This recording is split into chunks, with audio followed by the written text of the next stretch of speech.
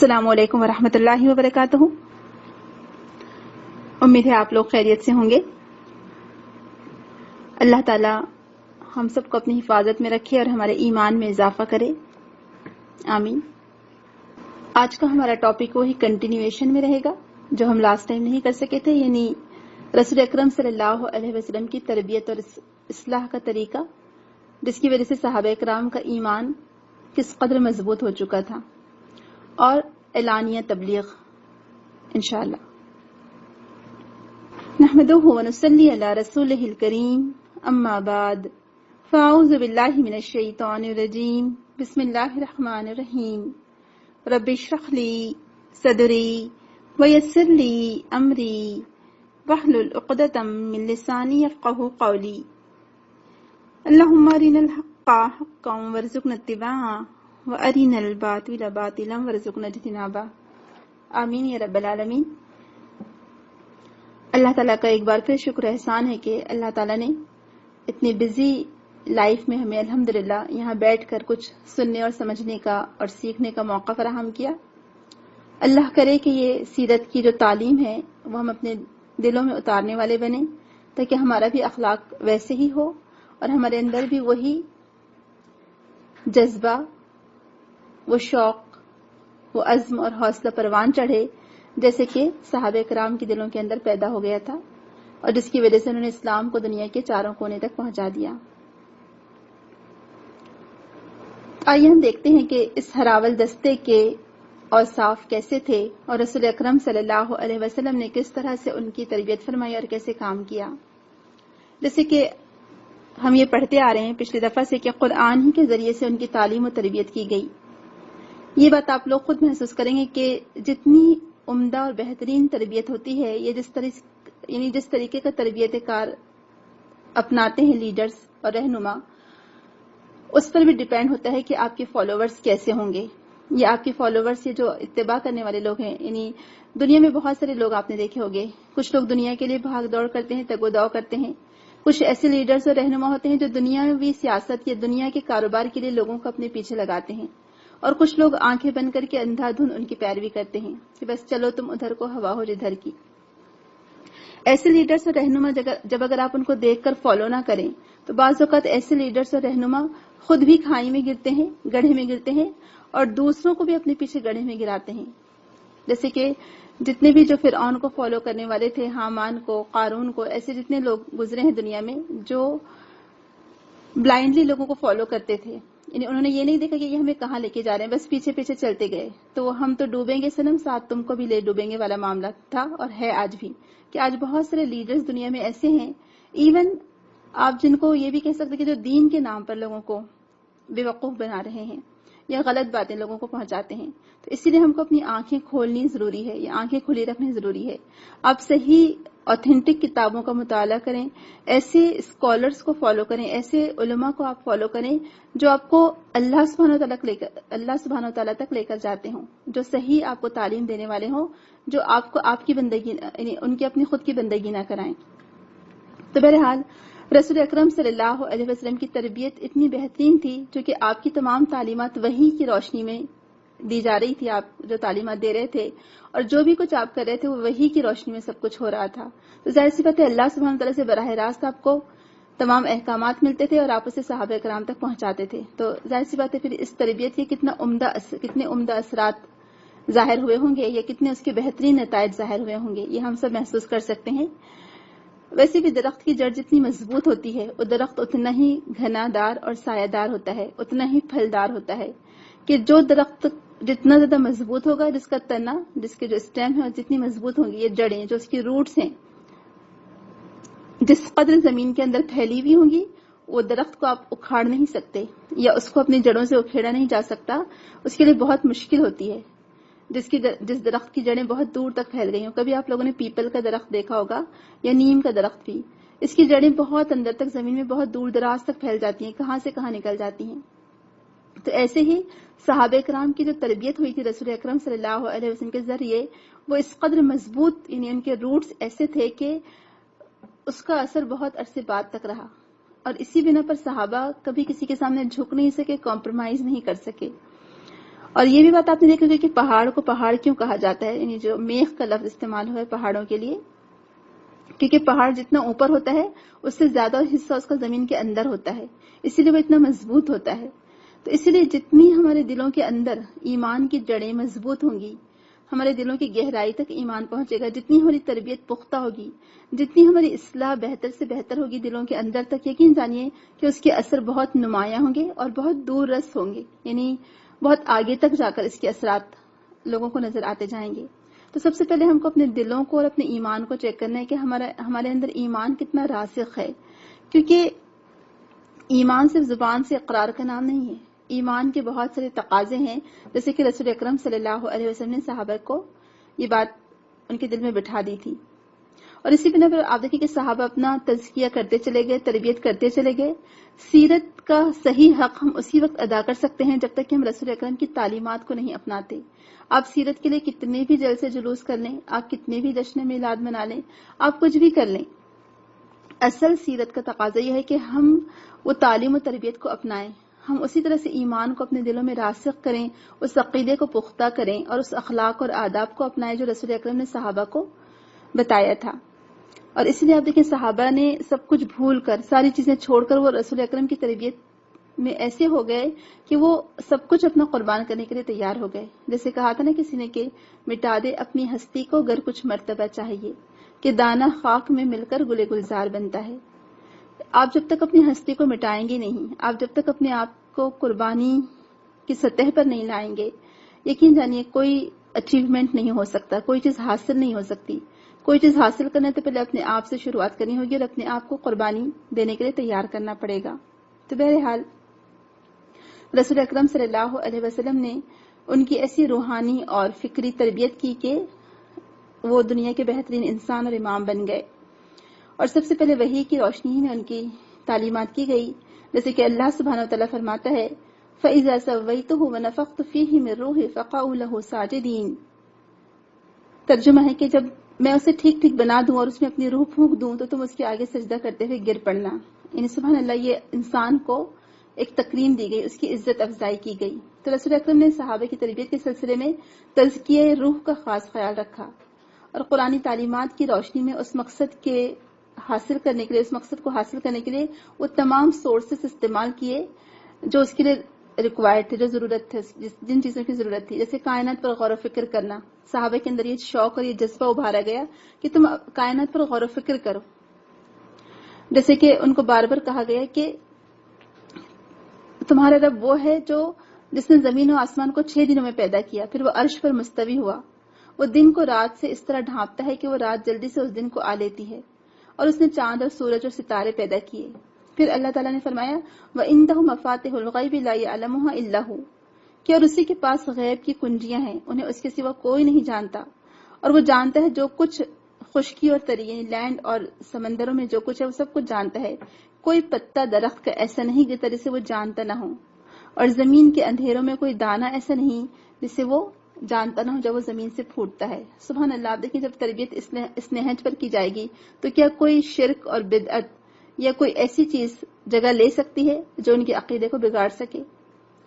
پھر اللہ تعالیٰ کی عبادت کے مقصد بتائے گئے کہ عبادت کیوں ضروری ہے، اللہ سبحانہ تعالیٰ نے انسان کو کس مقصد کے لیے پیدا کیا اور اس کا مقصد کیا ہے۔ پہلے فرائض کی تعلیم دی گئی، پھر بندگی کے وسیع معنی بتائے گئے، جیسے عبادت میں جتنے بھی جو ہمارے فرائض ہیں، اور فرائض کے لیے کیا ضروری ہے، غسل، طہارت وغیرہ ضروری ہے۔ تو طہارت کے بارے میں بتایا گیا، وضو سکھایا گیا، غسل کا طریقہ بتایا گیا، پھر نماز، روزے اور زکوٰۃ اور حج کی تعلیم دی گئی، اور پھر دوسری طرف بندگی کے وسیع معنی بتائے گئے کہ بندگی صرف نماز روزے کا نام نہیں ہے کہ بس اللہ اللہ کریں، مسجدوں میں بیٹھے رہیں اور ختم نہیں، بلکہ پوری زندگی کو، پورے ہماری زندگی کے دائرے پر محیط ہے اصل میں یہ بندگی، یعنی آپ کو زندگی کے ہر شعبے میں اللہ تعالیٰ کی بندگی اختیار کرنا ہے۔ صحابہ کرام کو اس پر اتنا گہرا اثر ہوا تھا کہ جب بھی وہ کہیں گئے، کہیں پر ان کے اندر اس طرح کی کوئی رکھنا نہ پڑ سکا۔ پھر ان لوگوں نے جن کی تربیت کی وہ بھی ویسے ہی تھے، تابعین اور تبع تابعین، کہ ان کے اندر بھی پھر کہیں سے کوئی شرک یا بت پرستی یا کوئی اور ایسی چیز داخل نہیں ہو سکی۔ اس قدر مضبوطی کے ساتھ، اس قدر گہرائی کے ساتھ ان کی تربیت کی گئی تھی، اور ان کا ایمان اتنا پختہ ہو چکا تھا کہ وہ پھر کسی اور کے آگے جھکتے نہیں تھے۔ ان کا توکل اتنا بڑھ گیا تھا کہ آپ خود سوچیں کہ جس وقت ام سلیم رضی اللہ عنہا کہ کیسا توکل تھا اللہ کی ذات پر اور کیسا صبر تھا، ان کو کیسے وسیع معنی بتائے گئے تھے ایمان کے، اور کیسی ان کی تربیت کی گئی تھی کہ ایک خاتون تھی. اب ہم بھی خواتین ہیں، آپ جانتے ہیں کہ ہم کتنے تھوڑے سے جلدی رونے میں ہم لگ جاتے ہیں یا جلدی ہم پریشان ہو جاتے ہیں. وہ بھی ایک خاتون ہی تھی ام سلیم، جن کو اگر پوری سیرت میں ہم دیکھیں تو آپ کو ام سلیم کا کردار بہت نمایاں نظر آئے گا. پورے مدنی دور میں بہت زیادہ انتہائی بولڈ قسم کی خاتون تھی، بہت زیادہ بہادر ماشاءاللہ، اور انتہائی دین کی خاطر صبر کرنے والی اور قربانیاں پیش کرنے والی، کہ اپنے بیٹے کو رسول اللہ کی خدمت میں وقف کر دیا تھا. اس سے بڑھ کر کیا ہوگا؟ تو آپ دیکھیں کیسے ان کی عقیدے کی ان کو پختہ تعلیم دی گئی تھی. کہ ام سلیم کے بارے میں آتا ہے کہ ایک بیٹا تھا ان کا جس کا نام تھا ابو عمیر. حضرت طلحہ ابو طلحہ جو تھے، جو ان کے شوہر تھے، ان کے لیے ان کا بیٹا اتنا زیادہ عزیز تھا ان کو کہ رسول اکرم خود ان کو دیکھتے تھے بیٹے کو، یعنی ہر وقت ان کی گود میں رہتا تھا. تو رسول اکرم کبھی کسی دن وہ بیٹا ان کے ساتھ نہ رہتا تو آپ پوچھا کرتے کہ کہاں ہے تمہارا بیٹا. اتنا زیادہ ابو طلحہ کو ان سے محبت تھی اپنے بیٹے سے، ابو عمیر سے. وہ جو مشہور حدیث آپ لوگوں نے سنی ہوگی کہ یا ابا عمیر ما فعل النغیر، کہ اے ابو عمیر تمہاری نغیر کا کیا حال ہے، چڑیا کا کیا حال ہے. تو بہت مشہور حدیث ہے یہ اصل میں. تو بہرحال جب ایک دفعہ ابو طلحہ چونکہ وہ بزنس مین تھے، سفر پر گئے تھے، جب واپس آئے تو اس دوران میں بچے کو کچھ بیماری ہوئی اور اس کو بچے کا انتقال ہو گیا. جس رات واپس آئے اسی رات انتقال ہوا تھا. اب آپ دیکھیں بیوی کی کتنی ہمت، کہ کیسے اللہ تعالیٰ کی ذات پر توکل اور اعتقاد کیسا تھا کہ شوہر کو آنے کے بعد جب شوہر نے بچے کے بارے میں پوچھا کہ کیا حال ہے بچے کا، تو کہا کہ پہلے سے زیادہ اطمینان میں ہے. آپ سوچیں پہلے سے زیادہ سکون میں ہے. کتنا ایسے انداز میں آنسر دیا کہ شوہر سمجھ بھی نہ سکے اور بات بھی ان کی پوری ہو گئی اور کوئی جھوٹ بھی شامل نہیں تھا اس میں. پھر اس کے بعد صبح اٹھنے کے بعد جب شوہر آرام کر کے اٹھ گئے اور سب کچھ ہو گیا تو اس کے بعد کہا کہ اچھا اگر آپ کے پاس کوئی اپنی امانت رکھوائے اور اگر وہ امانت مانگ لے تو کیا اس کو خوشی خوشی وہ امانت دے دینی چاہیے واپس یا اس پر اعتراض کرنا چاہیے؟ تو شوہر نے کہا کہ نہیں، جس کی امانت ہے اس کو خوشی خوشی لوٹا دینا چاہیے. تو کہا کہ ایسے ہی ہمارے پاس امانت تھی اللہ تعالیٰ کی رکھی ہوئی اور اللہ تعالیٰ نے وہ واپس لے لی. اور پھر جب بیٹے کے بارے میں بتایا، کہا جاتا ہے کہ ابو طلحہ کا وہ حال ہوا کہ وہ برداشت نہیں کر پا رہے تھے اور ان کو بہت ہی غم اور افسوس تھا کہ یعنی میرا بیٹا میرے پیچھے جس کا ایسا حال ہو گیا اور میں رات سے اس کے بارے میں جانتا بھی نہیں، مجھے بیوی نے بتایا بھی نہیں. اور اسی غم اور افسوس میں رسول اکرم کے پاس گئے اور اپنا ماجرا کہہ سنایا. تو رسول اکرم نے ان کو خوشخبری دی کہ اللہ تعالیٰ برکت دے گا تمہارے رات والے واقعے سے جو تمہارا ہسبینڈ وائف کا تعلق قائم ہوا تھا. اور اس کے بعد ان کو کئی بیٹے ہوئے ماشاءاللہ، اور ان کے سارے بیٹے کہا جاتا ہے کہ 10 یا 11 بیٹے تھے ان کو، اور سب کے سب بیٹے ان کے بہت نیک صالح، بہت اچھے یعنی تابعین میں سے تھے اور بہت ہی اسکالرز بھی بنے اور جہاد میں بھی شریک رہتے تھے ماشاءاللہ. تو اللہ تعالیٰ نے اتنی برکت دی رسول اکرم کی دعا سے. تو لیکن دیکھیں آپ وہ اس خاتون کا کردار دیکھیں کیسی تربیت ہوئی ہوگی، سبحان اللہ، کہ صبر کی انتہا ہے یہ. یہاں پر تھوڑی دیر کے لیے میں اور آپ رک کر سوچیں کہ ہمارا تھوڑا سا کچھ اور ہی نقصان ہو جاتا ہے تو ہم کس قدر بے چین ہو جاتے ہیں، ہمیں رونا آتے رہتا ہے یا پتہ نہیں ہم کیا کچھ کرتے ہیں. تو بہرحال یہ صحابہ کرام کا اور صحابیات کا بھی یہ ماشاءاللہ کردار تھا کہ وہ تربیت ان کے دلوں میں راسخ ہو چکی تھی، کیونکہ اس اہم مشن کو انجام دینے کے لیے ایسے مضبوط ارادے والے لوگوں کی ضرورت تھی جن کے اندر راتوں میں وہ قیام اللیل کرنے والے ہوتے، ذکر الہی میں مشغول رہتے، تلاوت قرآن پر عمل کرتے اور عملی زندگی میں اس کو اپلائی کرتے تھے. تو بہرحال ان کے اخلاق کو ان کو عبادت میں پختہ کیا گیا، ان کے عقیدے کو مضبوط کیا گیا.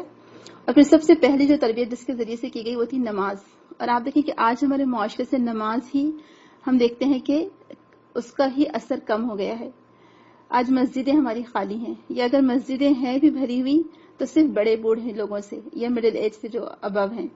جو نوجوان طبقہ ہے، اکثریت کا، سب کا نہیں کہہ رہی میں، ماشاءاللہ بہت سارے نوجوان بھی الحمدللہ جن کو اللہ تعالیٰ نے توفیق دی ہے نمازوں کی، کہ دیکھ کر خوشی ہوتی ہے کہ ان کی کوئی نمازیں جاتی نہیں ہیں. تو اللہ تعالیٰ ہمارے سارے نوجوان بچوں کو ایسی ہی توفیق دے. تو بہرحال آج مسجدوں کا کیا حال ہے آپ بتائیے. آج ہماری نوجوان نسل کا یہ بہت سارے ایسے لوگ بھی جو ایجڈ بھی ہیں وہ بھی نماز نہیں پڑھتے ہیں.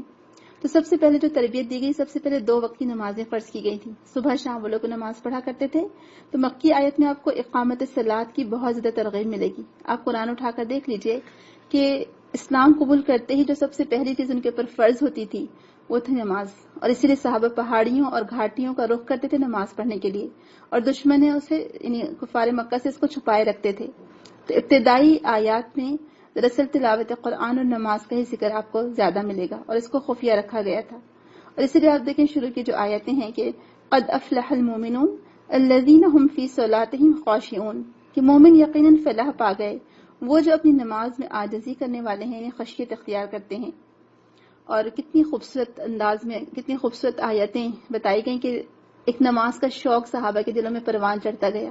جب ہم یہ آیت پڑھتے تو واقعی میں دل راغب ہوتے، دل چاہتے کہ ہم بھی ایسے ہی پڑھیں، ہم بھی ایسے ہی کریں کہ تتجافى جنوبهم عن المضاجع يدعون ربهم خوفا وطمعا ومما رزقناهم ينفقون، کہ ان کی پیٹھیں اپنے بستروں سے الگ ہوتی ہیں، وہ اپنے رب کو خوف اور امید کے ساتھ پکارتے ہیں، اور جو رزق ہم نے انہیں دیا ہے اس میں سے وہ خرچ کرتے ہیں۔ آپ بتائیے کہ جب ایسی آیتیں نازل ہوں گی تو صحابہ کا کیا حال ہوتا ہوگا؟ کہا جاتا ہے کہ رسول اکرم کی اتباع میں وہ بھی رات رات بھر جاگتے تھے۔ جب سورہ مزمل کا آخری رکوع نازل ہوا کہ اللہ تعالیٰ نے فرمایا کہ تم اپنی نمازوں کو تھوڑا کم کر لو، پوری رات جاگنا تمہارے لیے بہت مشکل ہے، تم دن میں کام بھی کرتے ہو۔ یعنی صحابہ کی تعریف کی گئی ایک طرح سے وہاں پر کہ وہ رات رات بھر جا کر نماز پڑھتے تھے۔ تو نمازوں کے ذریعے سے تعلیم دی گئی۔ ہم دیکھتے ہیں کہ نماز ایک ایسی چیز ہے جو آپ کو اللہ تعالیٰ سے بہت قریب کر دیتی ہے۔ تو مکی صورتوں میں یا مکی آیات میں اقامت الصلاۃ کا بہت زیادہ ذکر ہمیں ملتا ہے، اور اللہ تعالیٰ کی ذات پر توکل، ایمان، یہ سب بڑھتا چلا جاتا ہے۔ آپ جتنا زیادہ نماز میں سے قریب ہوں گے اتنا ہی زیادہ آپ اللہ تعالیٰ کی قربت حاصل کرتے چلے جائیں گے۔ قرآن کی آیت ہم پڑھتے ہیں، ابتدائی آیت کیا تھی سورہ الگ کی کہ واسجد واقترب، کہ بس سجدہ کرو اور اللہ تعالیٰ سے قریب ہو جاؤ۔ سبحان اللہ، یعنی سجدے میں انسان سب سے زیادہ اللہ تعالیٰ سے قریب ہوتا ہے۔ جو شروع کی احادیث ہیں اس میں رسول اکرم نے جو احادیث قدسی بتائی تھیں جس کا ذکر کیا تھا کہ اللہ تعالیٰ فرماتے کہ میں نے نماز کو اپنے اور اپنے بندے کے درمیان نصف نصف تقسیم کر لیا ہے۔ سبحان اللہ۔ اب آج آپ دیکھیں کہ ہمارا کیا حال ہے، یعنی جب ہم نماز کے ذریعے سے، تلاوت قرآن کے ذریعے سے اپنے رب کو یاد کریں گے تو بھلا کیا وہ ہماری دعا قبول نہیں فرمائے گا؟ تو روحانی تزکیے کے لیے سب سے بیسٹ طریقہ پہلے نماز کی ترغیب ہے اور نماز پر پابندی ہے۔ اور اللہ تعالیٰ نے ایسے ہی پھر بندوں کی تعریف کی ہے کہ وہ لوگ جو اپنے رب کو، جنہوں نے اپنے رب کے حکم کو مانا اور نماز قائم کی، اور ان کے ہر کام باہمی مشورے سے طے ہوتے ہیں۔ تو بہرحال ایک ہم کو وہ بھی ملتا ہے واقعہ کہ ایک صحابی تھے ربیہ، کعب بن ربیہ رضی اللہ عنہ، تو ان کے بارے میں آتا ہے یہ رسول اکرم کے لیے وضو کا پانی مہیا کرتے تھے۔ یہ حدیث بہت اچھی لگتی ہے مجھے، ذاتی طور پر بھی یہ حدیث بہت پسند ہے کہ ینگ سے صحابی تھے کہا جاتا ہے، اور تہجد کے لیے انہوں نے رسول اکرم کی خدمت کے لیے اپنے آپ کو مخصوص کر دیا تھا رات کے وقت کے لیے۔ تو تہجد کے وقت یہ پانی لے کر آتے اور رسول اکرم کو وضو کرواتے، یا آپ کے ساتھ اگر جانا ہوتا ضروریات حوائج کے لیے تو ساتھ میں جاتے تھے اور پانی ساتھ لے کر جاتے تھے۔ تو ایک بار یہ وضو کروا رہے تھے رسول اکرم صلی اللہ علیہ وسلم کو، تو رسول اکرم ان سے بہت خوش تھے سمجھے ان کی خدمت کی وجہ سے۔ تو کہنے لگے کہ مانگ یا ربیہ، کیا مانگتا ہے؟ سبحان اللہ، آپ دیکھیں وہ صحابہ بھی کیسے تھے۔ اب ہم جیسے لوگ ہوتے دنیا دار تو کہتے کہ ہاں یا رسول اللہ یہ بیٹے کی جاب نہیں ہے وہ لگ جائے، فلاں کا ایسا ہے، ہسبینڈ کی جاب نہیں ہے، یا ترقی ہو جائے دنیا میں، عہدے میں ترقی ہو جائے، پتہ نہیں کیا کچھ ہم دنیا ہی مانگتے تھے۔ لیکن وہ لوگ بہت صحابہ کرام ماشاءاللہ بہت زیادہ عقل مند تھے اور بہت دور کی سوچنے والے تھے۔ تو لہٰذا انہوں نے کہا، صحابی نے کہ یا رسول اللہ میں جنت میں آپ کا ساتھ چاہتا ہوں، مرافقتک یا رسول اللہ، آپ کا ساتھ چاہیے۔ رسول اکرم نے فرمایا کہ ہوا ذاک، یعنی کچھ اور کہو، یعنی آپ سمجھے تھے کہ چونکہ یہ ینگ سے ہیں تو کچھ اور چاہیے ہوگا ان کو۔ تو کہنے لگے، میں تھوڑی دیر سوچتا رہا، اس کے بعد غور کرنے کے بعد کہا کہ نہیں یا رسول اللہ، ہوا وہی، بس مجھے وہی چاہیے، یعنی آپ ہی کا ساتھ چاہیے۔ تو رسول اکرم نے بھی یہ نہیں کہا کہ ہاں ٹھیک ہے بیٹا جاؤ، تمہیں جو تم نے مانگا تمہیں دے دیا گیا، تمہیں مل جائے گا جنت میں میرا ساتھ، نہیں۔ اب دیکھیں رسول اکرم کیسے ترغیب دیتے تھے صحابہ کرام کو، کیسے ان کی تربیت کا انداز تھا کہ کیسے آپ نے ابھارا صحابہ رضی اللہ عنہم کو کہ رسول اکرم صلی اللہ علیہ وسلم فرمایا کہ بس تو میری مدد کر کثرت سجود سے، کثرت سجود کے ساتھ تو میری مدد کر، انشاءاللہ یعنی پھر تجھے وہ مل جائے گا۔ اور کثرت سجود کب ہو سکتی ہے؟ نوافل میں ہو سکتی ہے۔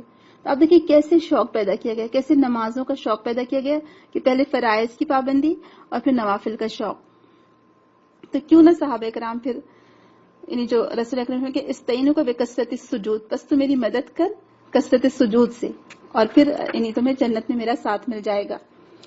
تو بہرحال ہم دیکھتے ہیں کہ شروع کی جتنی آیات ہیں اس میں نماز کا ذکر ملتا ہے. پھر حدیث میں ہم کو ملتا ہے کہ بندہ سجدے کی حالت میں اپنے رب کے سب سے زیادہ قریب ہوتا ہے، لہٰذا کثرت سے دعا کیا کرو. آج آپ دیکھیں ہماری نمازوں کا کیا حال ہے. یہ بھی ہم دیکھتے ہیں کہ نماز میں ہی بندہ اپنے رب سے مناجات کرتا ہے، اور اللہ تعالیٰ فرماتے ہیں کہ میں نے نماز کو اپنے رب اپنے بندے کے درمیان بانٹ لیا ہے. تو صحابہ کرام کی تربیت اس انداز میں ہوئی کہ ان کو نماز کے ذریعے سے اللہ تعالیٰ سے قربت حاصل کرنے کی تعلیم دی گئی، ان کے ایمان کو مضبوط کیا گیا. اور نماز دراصل آپ دیکھیں دل کا اطمینان اور سکون ہے کہ جب بھی رسول اکرم صلی اللہ علیہ وسلم کو کوئی پریشانی لاحق ہوتی، کان النبی اذا حسبہ امر صلی، کہ آپ نماز پڑھتے تھے. اور آپ صلی اللہ علیہ وسلم نے یہ بھی فرمایا کہ قد جعلت قرۃ عینی فی الصلاۃ، کہ رکھ دی گئی میری آنکھوں کی ٹھنڈک نماز میں. سبحان اللہ. یعنی کہا جاتا ہے کہ عرب لوگ کسی کو دعا دینا ہوتا تھا تو اس کے لیے دعا دیتے تھے، جملہ کہتے کہ قرۃ عینی، کہ تمہاری آنکھیں ٹھنڈی رہیں. اور آنکھیں ٹھنڈی کب ہوتی ہیں آپ دیکھیں، جب کوئی بہت ہی خوشی کی خبر ملتی ہے، خصوصاً اپنی اولاد کے تعلق سے، تو اس وقت انسان کو ایک دلی ٹھنڈک پہنچتی ہے. تو آنکھیں ٹھنڈی رہنا مطلب تم خوش رہو اپنے خاندان کے ساتھ. یعنی نماز کے ساتھ انسان خوش رہ سکتا ہے.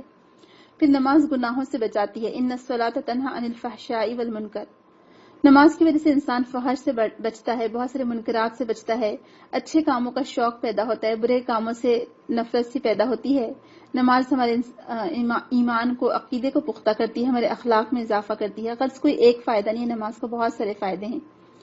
تو بہرحال نماز کے ذریعے سے تربیت کی گئی. نماز کو نور کہا گیا، الصلاۃ نور، نماز ایک نور ہے. صحیح مسلم کی حدیث کا ایک حصہ ہے، یہ بہت طویل حدیث ہے، اس میں تھوڑا سا حصہ یہ کہ نماز نور ہے. تو یہ آپ کو اصل میں روشنی مہیا کرتی ہے آپ کے لیے. یعنی اس کی وجہ سے چہرہ منور ہوتا ہے، ایک راستہ آپ کو مل جاتا ہے، اور آپ کے سامنے ایسا روشن واضح راستہ پیدا ہو جاتا ہے کہ جس کی وجہ سے آپ اس کی حلاوت اپنے دل میں محسوس کرتے ہیں، ایمان کی مٹھاس کو اپنے دل میں محسوس کرتے ہیں. پھر اپنے رب کو پکارنے کا ایک ذریعہ ہے. نماز آپ کو ہر قسم کی گندگی اور آلودگی سے بچاتی ہے. پھر آپ کے سیرت میں حسن پیدا کرتی ہے اور انسان کا چہرہ چمکنے لگتا ہے. بہرحال، اور اس لیے قرآن میں کہا گیا نا کہ اس دن آپ ایمان والوں اور ایمان والیوں کو دیکھیں گے. سبحان اللہ. مومن مرد اور مومن عورتوں کو. یسعی نورہم بین ایدیہم و بایمانہم بشراکم اليوم جنات تجری من تحتها الانہار خالدین فیہا ذالک هو الفوز العظیم، کہ آپ ایمان لانے والے مردوں اور عورتوں کو دیکھیں گے کہ ان کا نور ان کے آگے اور ان کے دائیں دوڑتا ہوگا. کہا جائے گا آج تمہیں ایسے باغات کی بشارت ہے جن کے نیچے نہریں جاری ہیں، وہ ان میں ہمیشہ رہیں گے. یہی تو بڑی عظیم کامیابی ہے. سبحان اللہ. یعنی نماز کو نور کہا گیا، اور قیامت کے دن بھی یہ نور ہی کام میں آئے گا. تو یہ نور کہاں سے آئے گا؟ یہ ہمارے ایمان کا نور ہوگا، یہ ہماری نمازوں کا نور ہوگا، جس کی روشنی میں ہم پل صراط سے راستہ طے کریں گے. اللہ تعالیٰ اس وقت ہمارے لیے آسانی پیدا کرے اور ہمارے نور کو خوب بڑھائے تاکہ ہم اس میں راستہ طے کر سکیں. پھر کثرت سے دعائیں کرتے تھے صحابہ کرام. دعاؤں کے ذریعے سے اللہ تعالیٰ نے، یعنی ہم جانتے ہیں کہ دعا سے بندہ اور قریب ہوتا ہے اور اللہ تعالیٰ کی ذات پر پختہ یقین ہوتا ہے، اور دعا کرنے کا طریقہ سکھایا گیا. پھر ایک حدیث میں بتایا گیا جو حدیث قدسی ہے کہ اللہ تعالیٰ فرماتا ہے کہ میرا بندہ میرے بارے میں جو گمان کرتا ہے میں اس کے ساتھ ویسا ہی طرز عمل اختیار کرتا ہوں. جب وہ مجھے یاد کرتا ہے تو میری معیت لیتا ہے، اگر وہ اپنے نفس میں مجھے یاد کرتا ہے تو میں بھی اپنے نفس میں اس میں سے یاد رکھتا ہوں. اگر وہ میرا ذکر لوگوں کی کسی جماعت میں کرتا ہے تو میں اس کا تذکرہ اس سے بہتر جماعت میں کرتا ہوں. اگر وہ ایک بالش میرے قریب آتا ہے تو میں ایک ہاتھ اس کے قریب آتا ہوں. اگر وہ ایک ہاتھ میرے قریب ہوتا ہے تو میں دونوں ہاتھ کے پھیلاؤ کے برابر اس کے قریب آتا ہوں. اگر وہ میری جانب چل کر آتا ہے تو میں اس کی جانب دوڑ کر آتا ہوں. سبحان اللہ. صحیح بخاری کی حدیث ہے اور صحیح مسلم کی بھی متفق علیہ حدیث ہے. اس سے بڑھ کر اور کیا ہوگا آپ بتائیے. یہی تو وہ چیز تھی جس نے صحابہ کے دل میں وہ شوق اور رغبت پیدا کر دی تھی. اللہ تعالیٰ سے عبادت کی طرف وہ دوڑ پڑتے تھے عبادت کے لیے. اور پھر قرآن کے ذریعے سے نماز میں کیا پڑھا جاتا تھا؟ قرآن ہی پڑھا جاتا تھا. اسی لیے صحابہ کرام نماز اور دعا کے ساتھ گہرا شغف رکھتے، کیونکہ رسول اکرم نے ان کو بتا دیا تھا کہ اللہ تعالیٰ سے دعائیں کرنا اس کی بندگی کا سب سے بہترین ذریعہ ہے، کیونکہ دعا کو عبادت بھی کہا گیا ہے. بہرحال ہم دیکھتے ہیں کہ صحابہ کرام کی اسی طرح تربیت ہو رہی تھی. رسول اکرم صلی اللہ علیہ وسلم صحابہ کو سکھاتے جا رہے تھے کہ مشکلات میں کس طرح سے صبر کرنا ہے.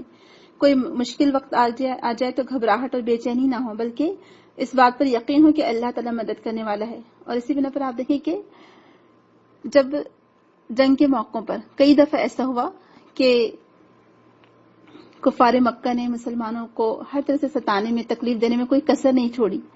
کئی جنگ کے مواقع ایسے آئے کہ ان کا لشکر اتنا بڑا تھا اور مسلمانوں کا لشکر اتنا چھوٹا، لیکن صحابہ نہ کبھی گھبرائے، نہ پریشان ہوئے، نہ کبھی میدان جہاد سے منہ موڑا، بلکہ ان کا اللہ تعالیٰ قرآن میں ان کی تعریف فرماتا ہے کہ جب انہوں نے لشکروں کو آتے دیکھا تو ان کا ایمان اور بڑھ گیا، اور یہ اس بات پر یقین ہوئی کہ ہمارے رب کا وعدہ سچا ہے، ان کے ایمان میں کوئی کمی نہیں ہوئی الحمدللہ۔ تو اب دیکھیں یہ سب کس کے ذریعے سے ہو رہا تھا؟ یہ نماز، تلاوت قرآن اور ذکر کی وجہ سے اور دعاؤں کی وجہ سے ہی ہو رہا تھا۔ جتنا جتنا آپ اللہ تعالیٰ کا ذکر زیادہ کریں گے، جتنا تلاوت قرآن زیادہ کریں گے، اتنے آپ کے ایمان میں پختگی ہوگی۔ اور تلاوت قرآن کا سب سے بیسٹ ذریعہ اگر کوئی چیز ہے تو وہ نماز ہے، کہ نماز میں آپ اللہ تعالیٰ سے مناجات کریں اور قرآن کا زیادہ سے زیادہ اس کی تلاوت کرتے رہیں۔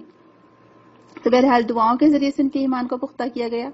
پھر سب سے بڑھ کر ہم دیکھتے ہیں کہ عقلی تربیت جو صحابہ کی ہوئی، تو اسی بنا پر آپ دیکھیں گے کہ اگر عقل بے راہ رو ہو جاتی ہے، اور عقل دراصل بہت چالاک اور عیار بھی ہے، یعنی اسی لیے تو اس کو پسندیدہ نہیں کہا گیا نا کہ جو اپنے آپ کو عقل کل سمجھتا ہے۔ اگر آپ عقل کو یعنی عقل کے معاملے میں صحیح نظریہ اختیار کریں گے تو بہکنے سے بچ جائیں گے۔ جتنی بھی جو معتزلی فرقہ تھا، جن لوگوں نے بعد میں آگے چل کر دین میں بہت ساری ایسی الگ الگ چیزیں بنا لی، یعنی جو بہک گئے تھے راستے سے، سیدھے راستے پر چلتے چلتے بہک گئے، ایکچولی یہ وہی لوگ تھے عقل پرست کہلائے۔ جو وہ لوگ کیا سمجھتے تھے کہ ہر چیز کو عقل کی روشنی میں پرکھنا ہے، بلکہ وہ نعوذ باللہ وحی کو بھی عقل کا تابع سمجھتے تھے۔ نہیں، وہ کہتے تھے کہ عقل کی روشنی میں ہی وحی کو سمجھنا ہے، جبکہ یہ غلط ہے۔ آپ اپنی عقل کو استعمال کریں، لیکن کس کی روشنی میں اور کس کی تربیت میں؟ وحی کی روشنی میں، جو قرآن اور حدیث سے ہمیں پتہ چلتا ہے اس کی روشنی میں، تو تبھی آپ صحیح راستے پر رہ سکتے ہیں۔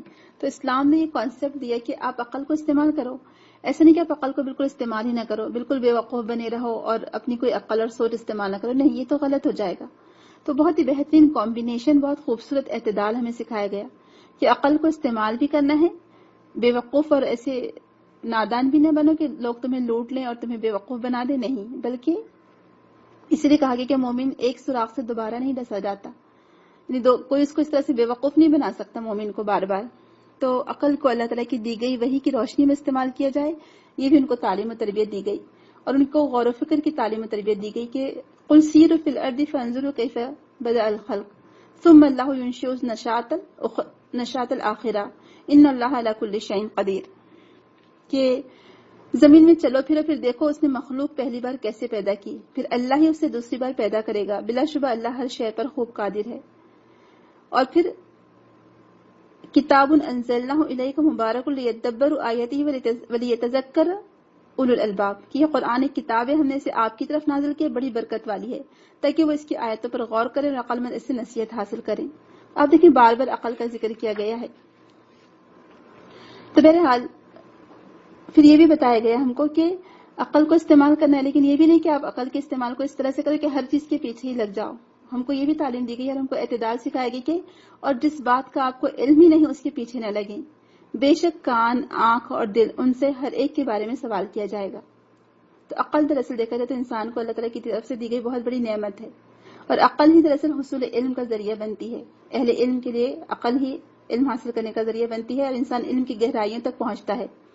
لیکن اسی لیے عقل کی تربیت بھی کی گئی کہ وہ بے راہ رو نہ ہو جائے۔ اس کے لیے جو طریقہ کار اختیار کیا رسول اکرم صلی اللہ علیہ وسلم نے اور صحابہ کی جو تربیت کی، اس کو ہم چند 2-3 پوائنٹ میں دیکھ لیں گے کہ کچھ نہ کچھ اصول اور ضابطے بنائے جائیں، صرف محض زن اور گمان کی پیروی نہ کی جائے، اندازے نہ لگائے جائیں، گروہی تعصب یا رسم و رواج کی پیروی نہ ہو، کیونکہ عقل اندھی ہوتی ہے۔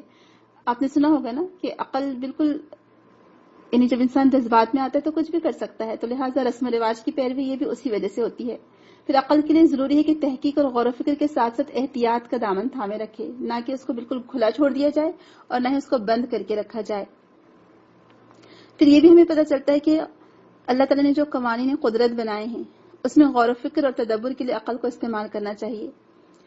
اللہ تعالیٰ نے جو کام اپنے بندوں کے لیے مشروع قرار دیے، یعنی جو عبادات کے طریقے ہیں، معاملات ہیں، اخلاق و آداب ہیں، امن و جنگ اور امن کے معاملات ہیں، سفر اور حضر، یہ ساری چیزیں، اس میں اس کی حکمتوں پر غور و فکر کیا جائے، اس عقل کو استعمال کرے، لیکن یہ نہ ہو کہ عقل اس کے اوپر چلی جائے، اور یہ بھی نہ ہو کہ قرآن کی تعلیمات سے آپ راہ فرار اختیار کریں، یا پھر جو بشری تقاضے ہیں، جو جیسے کہ آپ سب جانتے ہیں کہ اللہ تعالیٰ نے انسان کو کمزور پیدا کیا ہے، اس کو بھوک لگتی ہے، پیاس لگتی ہے، اس کو ضروریات، بہت ساری چیزوں کی ضروریات ہوتی ہیں، تو اب ان سب سے پیچھے نہ ہٹا جائے، اس کے لیے صحیح طریقہ استعمال ہونا چاہیے. جیسے کہ آپ نے دیکھا ہوگا کہ آج کل جیسے ویسٹرن کنٹریز میں تو یہ بہت زیادہ عام ہو گیا ہے کہ اس قدر کچھ لوگ ایسے ہیں جو کہ ایک تو ایتھیسٹ ہیں جو ایک الگ نقطۂ نظر کی طرف جا رہے ہیں، اور دوسری طرف وہ لوگ ہیں جو کہتے ہیں کہ کسی بھی چیز یعنی جو جانور وغیرہ اللہ تعالیٰ نے جو پیدا کیے ہیں ان کو کھانا ہی نہیں چاہیے، یعنی اس کی بھی حفاظت ہو.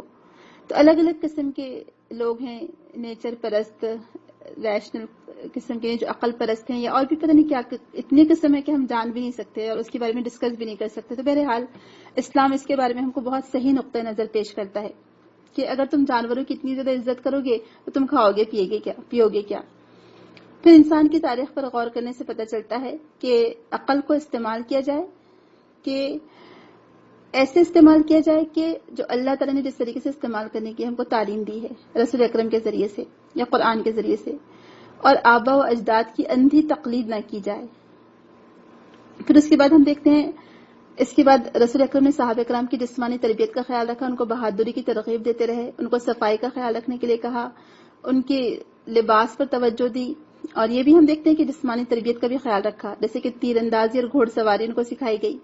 اور قرآن کریم کی بھی آپ دیکھیں کہ جو آیات ہیں اس میں بھی ہم کو یہی ذکر ملتا ہے کہ اپنی جو توانائی ہیں اللہ تعالیٰ کو وہ مومن زیادہ پسندیدہ ہے جو طاقتور ہے بنسبت کمزور مومن کے.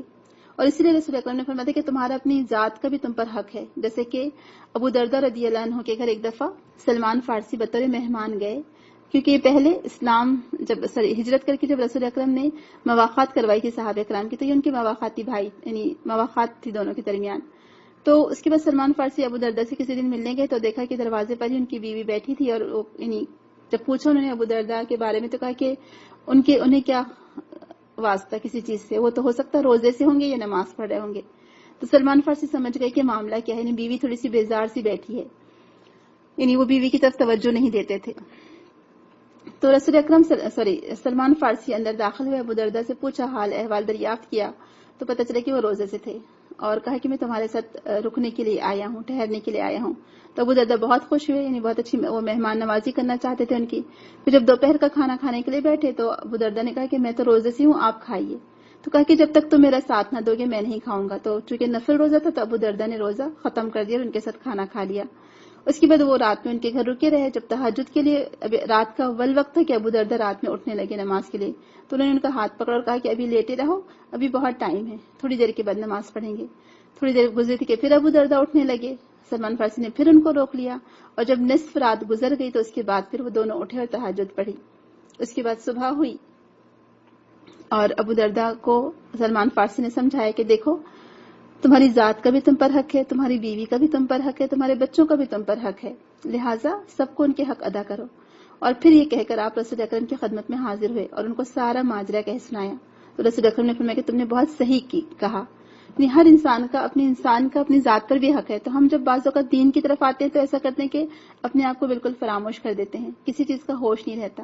تو نہیں، ہمارا دین ہمیں سکھاتا ہے کہ نہیں، اپنے جسمانی ضروریات کا خیال رکھو، اس کو بھی آرام دو، اور کیونکہ طاقتور مومن اللہ تعالیٰ کو زیادہ پسندیدہ ہے بنسبت کمزور مومن کے. پھر یہ بھی تعلیم دی گئی کہ ہر چیز میں اعتدال بہت زیادہ ضروری ہے. اب دیکھیں صحابہ کرام رضی اللہ عنہم ان کا نقطۂ نظر کس قدر بہترین تھا، یا ان کی سوچ کیسی بہترین ہوتی چلی گئی تھی ماشاءاللہ، کہ نہ کبھی انہوں نے فضول خرچی کی اور نہ ہی وہ بخیل ہوئے. جب ضرورت پیش آتی اپنا سارا کا سارا مال اللہ کی راہ میں پیش کر دیتے تھے. جب اپنی ذاتی ضروریات کا معاملہ ہوتا تو فضول خرچی سے بچتے تھے. اب دیکھیں فضول خرچی کا جو کانسیپٹ ہے وہ بھی ہر ایک کا ایک ساتھ نہیں ہو سکتا. جیسے کہ اس کو چھوٹی سی مثال سے ہم یہ سمجھ سکتے ہیں کہ کوئی ایک فیملی ہے، ان کے ہسبینڈ کی سیلری سمجھے ہو سکتا ہے 1 لاکھ روپیہ ہو. اب اگر ان کی بیوی 5-1 ہزار روپے کا کوئی ڈریس خریدتی ہے تو نارمل چیز ہوگی، لیکن ایک شخص اس کی سیلری 10,000 ہو اور اس کی بیوی 5,000 کی کوئی ڈریس خریدتی ہے تو یہ فضول خرچی ہو جائے گی. تو اب ایکچولی ہر ایک کا الگ الگ کرائٹیریا ہوگا فضول خرچی کا، کہ کسی کو اللہ تعالیٰ نے زیادہ حیثیت دی ہے، کسی کو کم حیثیت دی ہے، تو اس لحاظ سے وہ اپنا خرچ کرے گا. یہاں یہ نہیں کہا جا رہا ہے کہ آپ مہنگے ڈریس خریدیں، بات یہ کہی جا رہی ہے کہ ضروریات ہر ایک کی جو خرچ کرنے کی کیپیسٹی ہے وہ الگ ہو سکتی ہے. تو اتنی بہترین تعلیم دی گئی کہ صحابہ کرام کبھی اس غلطی میں نہ پڑے، کبھی انہوں نے فضول خرچی نہیں کی، کبھی انہوں نے بخیلی نہیں کی، بلکہ ان دونوں کے درمیان ان کا اعتدال والا معاملہ ہوتا تھا. ایون کھانے پینے کی جو ضروریات ہیں. اب دیکھیں ہمارے یہاں کانسیپٹ کیا ہے، آپ بتائیے کہ جیسے مثال کے طور پر شاید ہو سکتا ہے ہندوؤں کا ان کو دیکھ کر اثرات ہوں، یا کرسچینٹی جو قبول کرتے ہیں ان کو دیکھ کر یہ اثرات ہوں، یعنی کرسچن لوگوں کو دیکھ کر یہ اثرات ہوں، نصارہ کو دیکھ کر کہ ہماری یہ کانسیپٹ یہ پیدا کیا گیا کہ دین کا مطلب ہے دنیا سے کنارہ کشی. اور ایک چیز ہمیشہ یاد رکھیں، میں ہمیشہ کہتی رہتی ہوں اپنے اس میں لیکچر میں کسی سے سنا تھا، اللہ تعالیٰ ان کو جزائے خیر دے، جنہوں نے جملہ کہا تھا، بہت ہی بہترین جملہ ہے کہ ہمارے دین میں الحمدللہ نہ ترک کی دنیا ہے نہ غر کی دنیا ہے. یعنی نہ دنیا کو آپ ترک کر کے جی سکتے ہیں یا جینا ہے، اور نہ ہی آپ دنیا میں غرق ہو سکتے ہیں کہ بس دنیا ہی کے بندے بن جاؤ، بلکہ دونوں کے بیچ اعتدال کی راہ اختیار کرنی ہے. اور اگر یہ چیز ہمارے اندر پیدا ہو جائے تو یقین جانیے زندگی بہت آسان ہو اور آخرت بھی کامیاب ہو. کہ اسلام جو کانسیپٹ دیتا ہے، چاہے کھانے پینے کا ہو، رہنے کا ہو، لباس کا ہو، کوئی خرچ کرنے کے معاملے میں ہو، ہر چیز میں اعتدال. کیونکہ اگر جب یہ سوچ اگر آپ کی صحیح نہیں ہوگی اور اعتدال نہیں ہوگا تو آپ ایک ایکسٹریم پر چلے جائیں گے. جیسے کہ رہبانیت میں ہوا، کرسچینٹی میں، اور آج ہمارے مسلمانوں میں بھی بہت سے لوگوں میں بات داخل ہے سوچ میں ان کی کہ صوفیزم کی طرف جو جھکا ہوا کہ بس دنیا سے کنارہ کش ہو جاؤ. کہا جاتا ہے کہ اس کی وجہ سے ایسا ہوا آگے چل کر خود مسلمانوں میں کہ لوگ اس قدر دنیا سے کنارہ کش ہو گئے، اس قدر دنیا سے بیزار ہو گئے کہ انہوں نے اپنے بیوی بچوں کو چھوڑ دیا اور پہاڑوں اور غاروں میں چلے گئے، خانقاہیں بنا ڈالی اور کہا کہ بیوی بچوں کے ساتھ رہیں گے تو ہم تو دنیا دار کہلائیں گے اور ہم اللہ تعالیٰ کی عبادت اس طریقے سے نہیں کر سکیں گے جیسے کرنی چاہیے. اور انہوں نے پھر پہاڑوں کی راہ لی. تو رسول اکرم تو جب وہی ملی تھی، آپ پہاڑ اور غار سے نکل کر دنیا کی عملی زندگی میں آپ نے قدم رکھا، اور آپ اس کے بعد دوبارہ کبھی پہاڑ اور غار پر نہیں گئے رسول اکرم صلی اللہ علیہ وسلم، بلکہ میدان عمل میں آپ مسلسل بزی رہے، خود لوگوں کی اصلاح کرتے رہے اور ان کو اس کی صحیح تعلیم و تربیت دیتے رہے. تو اپنے جسم کے بھی بارے میں اعتدال ضروری ہے. اس قدر بھی یعنی انسان اس قدر بھی اپنے آپ پر اتنا زیادہ خرچ نہ کرے یا اپنی ضروریات کا اتنا زیادہ خیال نہ رکھے کہ اس کی نمازیں بھی چلی جائیں، اور یہ پھر اتنا بھی جو ہے لاپرواہ نہ ہو جائے کہ وہ لاغر ہو جائے. پھر لباس کے معاملے میں بھی اتنی فضول خرچی نہ اختیار کرے کہ ایکسٹرا خرچ کرنے لگے، اور نہ ہی اتنا بخیلی پر اتر آئے کہ اپنی ذات پر بھی خرچ نہ کرنے لگے. تو ان دونوں کے بیچ میں اعتدال والا طریقہ اختیار کیا گیا. اور دینداری کا مطلب کبھی بھی یہ نہیں رہا کہ دینداری کا مطلب یہ ہے کہ آپ بالکل اپنے آپ کو دنیا سے کنارہ کش کر لو یا بالکل ہی پھٹے پرانے کپڑے پہنو، بے حال رہو. کیونکہ ہمارے پر کانسیپٹ ہے کہ جو جتنے برے حالوں میں رہے گا وہ اللہ والے ہیں. جو جتنی زیادہ کم اپنے اوپر خرچ کرے گا یا جتنا بیکار لباس پہنے گا یا جتنے دنوں تک کنگھی نہ کرے تو کہیں گے ہاں یہ تو بہت ہی تقوی والے ہیں. اور جو اگر بہت اچھا لباس پہنے، اچھے سے بال جمائے، سنوارے اپنے آپ کو، کہیں گے یہ تو دنیا دار ہے. تو یہ چیز بہت غلط ہے. خود رسول اکرم صلی اللہ علیہ وسلم ہمیشہ صاف ستھرا لباس پہنتے تھے، بالوں میں کنگھی کرتے تھے اور اپنی ذاتی صفائی کا بہت خیال رکھتے تھے. پھر جو تعلیم و تربیت دی گئی صحابہ کرام کو کہ نہ دنیا سے کنارہ کش ہونا ہے نہ ہی دنیا میں غرق ہونا ہے، تو اپنے گھروں کا بھی خیال رکھو. اور اللہ تعالیٰ نے قرآن میں بھی ذکر کیا ہے گھروں کے بارے میں کہ اور اللہ نے تمہارے لیے تمہارے گھر جائے سکونت بنائے اور تمہارے لیے چوپایوں کی کھالوں سے ایسے گھر بنائے جنہیں تم ہلکا سمجھتے ہو. تو اس سے پتہ چلتا ہے کہ گھر بنانا بھی کوئی بری بات نہیں ہے. یہ جو کانسیپٹ ہے کہ سنیاس لے لینا اور گھروں کو چھوڑ کر غاروں میں اور پہاڑوں میں چلے جانا، یہ اسلامی کانسیپٹ نہیں ہے. تو کھانا پینا انسان کی ضروریات میں سے، گھر بنانا وہ بھی انسان کی ضروریات میں سے، لیکن یہ نہیں کہ گھر بنانے کے لیے بینک سے لون ہی لینے لگے سود سے، یہ بھی غلط ہے. پھر خاندان کی تکمیل کے لیے جو سب سے پہلی ضروری چیز قرار دی گئی وہ نکاح کو قرار دیا گیا کہ نکاح جو ہے وہ بہت زیادہ ضروری ہے. اور نکاح یہ اصل میں کیونکہ دوسرے مذاہب کے کانسیپٹ پیش کرتے ہیں کہ تم عورت سے دور رہو کیونکہ عورت گناہوں کی پوٹلی ہے، لیکن اسلام نے کانسیپٹ دیا کہ نہیں، مرد اور عورت مل کر نکاح کے ذریعے سے جو ایک خاندان قائم ہوگا اس سے صحیح معاشرہ قائم ہوگا. تو یہ تعلیم و تربیت دی گئی الحمدللہ. نکاح کے ذریعے سے خاندانی نظام کو مضبوط کیا گیا اور ہسبینڈ اور وائف کے تعلق میں جو سکون رکھا گیا اس کی وجہ سے ساری جو بے راہ روی ہے وہ ختم کر دی گئی الحمدللہ. پھر مال و جائیداد کا صحیح تصور کیا گیا جو کمیونزم میں کانسیپٹ پیش کیا جاتا ہے کہ کمیونزم میں کیا ہے کہ جتنے بھی لوگ کمائے محنت سے سارے لوگ اس کو خرچ کر سکتے ہیں، سب ایکول ہوں گے. ایک شخص کمائے اور وہ سب کو اپنا پیسہ دے دے، لیکن اسلام ہمیں یہ تعلیم نہیں دیتا. جس نے جو محنت سے کمایا ہے وہ اس کا مالک ہے، اپنی خود کی ملکیت میں اپنا مال رکھے گا اور پھر جس کو دینا ہے وہ اللہ کے راستے میں دے سکتا ہے. تو بہرحال ہر فیلڈ میں تربیت کی گئی. جسمانی تربیت، مشکلات میں کیسے صبر کرنا، مشکلات میں کیسے خیال رکھنا، کیسے ذمہ داریوں کا بوجھ اٹھانا، بہرحال بہت ہی عمدہ انداز میں صحابہ کرام کی تربیت کی گئی، روحانی تزکیہ کیا گیا. ان کو ہر قسم کی اخلاقی اور برائیوں سے جو برائیاں ہوتی ہیں سب پاک کیا گیا. ان کی عقلوں کو اللہ تعالیٰ نے اپنے رسول کے ذریعے سے ایسی جلہ بخشی اور ان کو جسمانی صلاحیتوں میں اتنا آگے بڑھایا کہ وہ پھر آگے دنیا کے پیشوا اور امام بنتے گئے الحمدللہ. اور یہ تربیت کا سلسلہ چلتا رہا 3 سال تک کی، یعنی 3 سال تک جب تک کہ جو خفیہ تبلیغ تھی رسول اکرم اپنے صحابہ کو سکھاتے رہے، ان کے اخلاق کو عمدہ بناتے رہے، ان کے سامنے ایسے احادیث پیش کرتے رہے جس کی وجہ سے ان کی تربیت مزید پختہ ہوتی چلی گئی. صحابہ کرام قرآن کی آیتوں پر غور کرتے، عقیدے کو پختہ کرتے، اپنے اخلاق کو بہترین بناتے. رسول اکرم نے ایسا طریقہ کار اختیار کیا تھا جس کی بنا پر صحابہ کرام خود بخود سیکھتے چلے گئے، اور جو سکھانے والے تھے وہ خود کس اخلاق کے مالک تھے. جو آپ مربی تھے، رسول اکرم پہلے مربی تھے آپ، اور آپ معلم تھے اصل میں. تو عائشہ رضی اللہ عنہا خود آپ کے بارے میں فرماتی ہے کہ جب آپ کے اخلاق کے بارے میں سوال کیا گیا تو انہوں نے کہا کہ ان خلق نبی اللہ کانا قرآن، کہ نبی کریم صلی اللہ علیہ وسلم کے اخلاق عین قرآن کے مطابق تھے. اور اللہ تعالیٰ نے رسول اکرم کو کیا فرمایا تھا قرآن میں کہ خذ العفو وامر بالعرف واعرض عن الجاہلین، کہ آپ ان سے درگزر کیجیے اور نیک کام کا حکم دیجیے اور جاہلوں سے کنارہ کیجیے. امام مجاہد اس کی تفسیر میں لکھتے ہیں کہ لوگوں کے اخلاق اور کردار کے مقابلے میں گھٹیا پن اختیار کرنے کی بجائے نرمی اور درگزر کا رویہ اختیار کریں. یعنی آپ دیکھیں اگر آج یہ طریقہ کار ہم اپنائیں، یعنی جو طریقہ تربیت تھا رسول اکرم کا کہ آپ لوگوں کی برائیوں کے بدلے میں آپ اچھے اخلاق کو پیش کریں. لوگ ہو سکتا آپ پر الزامات لگاتے جائیں، لوگ ہو سکتا آپ کی برائیاں کریں، لیکن آپ کو لوگوں کی پرواہ نہ ہو. کس کی پرواہ ہو؟ جو ہمارا خالق ہے، ہمارا مالک ہے. اگر وہ ہم سے راضی ہے اور ہم نے اس کو راضی کرنے والے کام کیے ہیں تو الحمدللہ پھر کسی فکر کی بات نہیں. اور یہی دین والوں کا کام ہوتا ہے. جو دین کے دائی ہوتے ہیں وہ کبھی لوگوں کے برے اخلاق کا جواب برے اخلاق سے نہیں دیتے، یا اینٹ کا جواب پتھر سے نہیں دیتے، بلکہ وہ اپنے اعلیٰ اخلاق کا مظاہرہ کرتے ہیں اور صبر کرتے ہیں، عاجزی اختیار کرتے ہیں. ان کی طرف سے اللہ کافی ہو جاتا ہے. تو یہاں پر ہم دیکھتے ہیں کہ جو طریقہ کار اختیار کیا گیا کہ جو مفسرین کہتے ہیں آیت جب یہ آیت نازل ہوئی اور رسول اکرم صلی اللہ علیہ وسلم نے آیت صحابہ کو پڑھ کر سنائی، اور سب سے پہلے مخاطب رسول اکرم تھے اس کے کہ لوگوں کے ساتھ نرمی والا رویہ اختیار کیا جائے، ان سے درگزر کا معاملہ اختیار کیا جائے، ان کو معاف کیا جائے، ان کو سہولت فراہم کی جائے، ان سے بحث و مباحثہ نہ کیا جائے، اور ان کے جو چھپے ہوئے کام ہیں اس کی کھوج نہ لگائی جائے. یقین جانیے اگر آپ یہ چند چیزوں پر عمل کریں گے تو یقین جانیے آج ہماری دعوت دین کا کام بہت بہترین طریقے سے ہو سکتا ہے. سب سے پہلے آپ کے خاندان والے خود آپ کے سپورٹر بن جائیں گے، پھر درجہ بدرجہ دھیرے دھیرے آگے سب لوگ آپ کے سپورٹر بنتے چلے جائیں گے. عبداللہ بن عباس اس کی تفسیر میں کہتے ہیں اس سے مراد ہر اچھا کام ہے، اور سب سے اچھا کام توحید ہے، اس کے بعد بندگی کے حقوق اور بندوں کے حقوق ہیں. سبحان اللہ. یعنی اللہ تعالیٰ کا حق ادا کرنے کے بعد بندوں کے حقوق پورے کرنے. آپ بندوں کے حقوق ادا کریے، آپ دیکھیں لوگ کیسے آپ کی اس دعوت کے مشن کے کام میں سپورٹ کرتے چلے جائیں گے.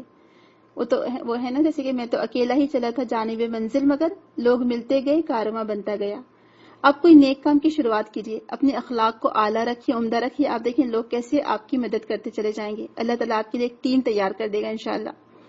تو بہرحال صحابہ کرام غور و فکر کرتے اور عمل کرتے چلے جاتے تھے، اور جاہلوں سے اعراض یہ بہت زیادہ ضروری ہے. تو شروع کی جو آیات تھیں ساری آیات کا جو لب لباب تھا وہ یہی تھا دراصل. جیسے کہ سورہ فرقان کی آیت ہے، بہت ہی خوبصورت آیت ہے کہ وَعِبَادُ الرَّحْمَنِ الَّذِينَ يَمْشُونَ عَلَى الْأَرْضِ هَوْنًا وَإِذَا خَاطَبَهُمُ الْجَاهِلُونَ قَالُوا سَلَامًا. اور رحمان کے بندے تو وہ ہیں جو زمین پر نرم چال چلتے ہیں، اور جب جاہل ان کے منہ کو آئیں تو کہہ دیتے ہیں کہ سلام ہو تم پر. سبحان اللہ. بہت ہی خوبصورت آیت ہے. صحیح بخاری میں آتا ہے کہ آپ کا اخلاق میں وہاں یوں بیان کیا گیا کہ کان النبی احسن الناس خلقا، نبی کریم صلی اللہ علیہ وسلم سب لوگوں سے زیادہ اچھے اخلاق والے تھے. آپ صحابہ کو بھی وہی تعلیم و تربیت دیتے تھے، اور ایک دفعہ رسول اکرم نے اس کی تعلیم دیتے ہوئے فرمایا ما شیء اثقل فی میزان المؤمن یوم القیامہ من خلق حسن فإن اللہ تعالی لیبغض الفاحش البذی. یہ حدیث ہم سب اگر ہم سمجھ لیں اور اس پر عمل کریں تو یقین جانیے کہ آج بھی جو اب جیسے آپ لوگ جانتے ہیں کہ ربیع الاول کا مہینہ ہے اور ہر طرف اسی طرح کے کچھ کوئزز وغیرہ یا سیرت پر پروگرامز پیش کیے جا رہے ہیں. لیکن اصل چیز کیا ہے کہ ہم کو اپنے اخلاق کو بدلنا ہے، اپنے اخلاق کو رسول اکرم کے جیسا بنانا ہے، ان کے اخلاق کے جیسا. کہ اس حدیث میں کیا فرمایا تھا رسول اکرم نے کہ قیامت کے دن مومن کے ترازو میں حسن اخلاق سے زیادہ وزنی کوئی چیز نہیں ہوگی، اور اللہ تعالیٰ بد اخلاق اور بد زبان انسان کو انتہائی ناپسند کرتا ہے. ترمذی کی حدیث ہے یہ. سوچیے ذرا اس سے کیا پتہ چلا، کیا سیکھنا ہے مجھے اور آپ کو؟ اپنے اخلاق کو اچھا بنانا ہے. کل قیامت کے دن جب کہ نام عمل تولا جا رہا ہوگا اور ایک ایک نیکی بڑی قیمتی ہوگی، اور اس وقت انسان کہیں سے کوئی نیکی حاصل نہیں کر سکے گا اور چاہے گا کہ زمین پر سونا فدیے میں دے دے، لیکن اس وقت کیا اس کی ترازو کو بھاری کرے گی چیز؟ اچھا اخلاق، عمدہ اخلاق۔ ایک دفعہ رسول اکرم سے پوچھا گیا کہ وہ کون سی چیز ہے جس کی وجہ سے لوگ کثرت کے ساتھ جنت میں جائیں گے، تو آپ دیکھیں آپ نے کیا جواب دیا، تقوی اللہ و حسن الخلق، کہ اللہ کا تقوی اور اخلاق حسنہ۔ پھر آپ سے پوچھا گیا کہ وہ کون سی چیز ہے جس کی وجہ سے لوگ کثرت سے جہنم میں جائیں گے، تو آپ نے فرمایا الفم والفرج، زبان اور شرمگاہ، اس کے غلط استعمال کی وجہ سے۔ رسول اکرم صلی اللہ علیہ وسلم صحابہ کی تربیت اس طرح کرتے، اس کا اجر و ثواب بتاتے کہ حدیث میں آتا ہے تم میں سے میرے نزدیک سب سے زیادہ پسندیدہ اور قیامت کے دن سب سے زیادہ میرے قریب بیٹھنے والا شخص وہ ہے جو تم میں سے زیادہ عمدہ اخلاق والا ہے، اور تم میں میرے نزدیک سب سے زیادہ ناپسندیدہ اور قیامت کے دن سب سے زیادہ مجھ سے دور رہنے والا شخص وہ ہے جو بغیر کسی دینی فائدے کے بہت زیادہ باتیں کرنے والا ہو، یہ اپنی فصاحت و بلاغت کے اظہار، اپنی عظمت اور بڑائی کا لوہا منوانے کے لیے، خود کو دوسروں سے بہتر ثابت کرنے کے لیے کلام کریں گے۔ نبی اکرم صلی اللہ علیہ وسلم نے 3 الفاظ ارشاد فرمائے تھے، السرسارون والمتشدقون والمتفیہقون۔ تو صحابہ نے عرض کی کہ اے اللہ کے رسول، یہ 2 الفاظ کا تو مطلب ہم سمجھتے ہیں، یہ متفیہقون کون ہے؟ تو آپ نے فرمایا کہ المتکبرون، تکبر کرنے والے۔ یہ بھی ترمذی کی حدیث ہے۔ تو بہرحال رسول اکرم صلی اللہ علیہ وسلم صحابہ کی تربیت اس طرح سے کرتے جا رہے تھے کہ ان کو بہترین اخلاق کا پابند آپ نے بنایا۔ آج ضرورت اس بات کی ہے کہ میں اور آپ ہم بھی اپنے اخلاق بہتر سے بہتر کریں۔ اور آپ دیکھیں جو امانت اور سچائی ہے، یہ دیانت داری ہے، انہیں چھوٹی چھوٹی باتیں ہیں، بہت ہی اچھا ایک واقعہ، صحیح واقعہ ہے، یہ آپ کے سامنے کوئی سنی سنائی بات نہیں کہی جا رہی ہے، اوتھینٹک واقعہ ہے۔ اور وہ لوگ دونوں مسلمان ہوئے جن کے ساتھ یہ واقعہ پیش آیا تھا، اور انہوں نے اپنی روداد لکھی، کئی کتابوں میں موجود ہے، اور وہ لوگ آج بھی خود دین کا کام کر رہے ہیں، ماشاء دین کے داعی بنے ہوئے ہیں۔ کہ بس میں سفر کر رہی تھی ایک خاتون اور ہسبینڈ ساتھ نہیں تھے، اور جب وہ بس میں بیٹھی تو وہ اپنا پرس بھول گئیں، پرس ان کے ساتھ نہیں تھا۔ انڈیا کی بات ہے یہ۔ کچھ دور جانے کے بعد جب بس کنڈکٹر نے ٹکٹ کے بارے میں پوچھا تو خاتون نے جب دیکھا تو ان کے پاس پرس ہی غائب تھا ان کا، تو بہت گھبرائی اور کہا کہ بھئی میں پرس بھول چکی ہوں اور مجھے فلاں فلاں جگہ جانا ہے۔ کہہ رہے تھے کنڈکٹر بہت زیادہ غصہ اور کہنے لگا کہ میں اگلے اسٹاپ پر آپ کو اتار دوں گا، جب اگر آپ کے پاس ٹکٹ کے لیے پیسے نہیں ہیں تو آپ بس میں سفر نہیں کر سکتے، اگلے اسٹاپ پر اتر جانا۔ حالانکہ وہ دونوں ایک ہی مذہب کے تھے، دونوں نان مسلم تھے، کنڈکٹر بھی اور وہ خاتون بھی، لیکن کنڈکٹر نے کوئی لحاظ نہیں کیا اور وہ باتیں سنانے لگا خاتون کو۔ اب بس میں کہہ رہے تھے 30 یا 35 کے قریب لوگ تھے، لیکن سارے خاموش، کسی نے کوئی اس کا اثر نہیں لیا۔ آگے کی سیٹ پر کوئی ایک مسلمان شخص بیٹھے ہوئے تھے، تو انہوں نے اٹھ کر خاتون سے پوچھا کہ آپ کون سی جگہ جا رہی ہیں، تو انہوں نے نام بتا دیا، اور وہ صاحب نے اپنے پرس سے پیسے نکال کر وہ وہاں کی ٹکٹ خرید دیا، خاتون کے پاس دے دی اور آگے جا کر بیٹھ گیا۔ اس کے بعد خاتون کو نہ دیکھا نہ کچھ کیا۔ کہہ رہے تھے جب بس سے اترنے کا وقت آیا تو وہ خاتون کہتی ہیں کہ میں نے اتنا وہ دیکھنا چاہا، روکنا چاہا ان شخص کو جنہوں نے میری ٹکٹ کے پیسے پے کیے تھے، اور وہ خاتون کی آنکھوں سے آنسو جاری ہو گئے تھے کنڈکٹر کی سختی کی وجہ سے۔ تو وہ کہنے لگی کہ میں ان کو شکریہ ادا کرنا چاہتی تھی، لیکن وہ شخص اتنی جلدی نکل کر چلے گئے کہ میں ان کا شکریہ بھی ادا نہیں کر سکی۔ اور اس کے بعد تقریباً 1 سال تک میری خواہش رہی، جب میں نے اپنے ہسبینڈ کو یہ واقعہ سنایا تو میں اور میرے ہسبینڈ وہ صاحب کو ڈھونڈتے رہے، لیکن وہ ہمیں نہیں ملے۔ ایک بار اتفاق سے ان کی نظر پڑ گئی اور وہ صاحب کہیں مل گئے، تو وہ خاتون جو اپنے ہسبینڈ کو لے کر وہاں دوڑی اور ان سے ملاقات کی۔ پھر دونوں کی ملاقات ہوئی، ان کی ایک بیٹی بھی تھی اس وقت چھوٹی سی، 2-2.5 سال کی، 3 سال کی، اور دونوں ہسبینڈ وائف ڈاکٹر تھے۔ تو اس کے بعد کہا جاتا ہے کہ ان کی ملاقاتوں کا سلسلہ چلتا رہا۔ وہ صاحب جنہوں نے ٹکٹ پے کی تھی وہ دین کے داعی تھے، انہوں نے ان کو کتابیں دی اسلام کے بارے میں، ان کی لینگویج میں، مراٹھی، ہندی وغیرہ میں، اور اس کے بعد 1 سال کی کوششوں کے بعد الحمدللہ دونوں ہسبینڈ اور وائف مسلمان ہو گئے ماشاءاللہ۔ انہوں نے اپنا نام عائشہ رکھا اور بیٹی کا نام آمینہ رکھا۔ آپ دیکھیں آپ کے اخلاق کا نتیجہ یہ ہوتا ہے کہ یہی تو رسول اکرم تعلیم و تربیت دیتے تھے۔ خدیجہ رضی اللہ عنہا نے کیا کہا تھا کہ آپ درماندگوں کا بوجھ اٹھاتے ہیں، آپ نادروں کی مدد کرتے ہیں، آپ صلہ رحمی کرتے ہیں، آپ یتیموں کی مدد کرتے ہیں۔ یہی تو آج یہ مجھے اور آپ کو یہی طریقہ کار اپنانا ہے۔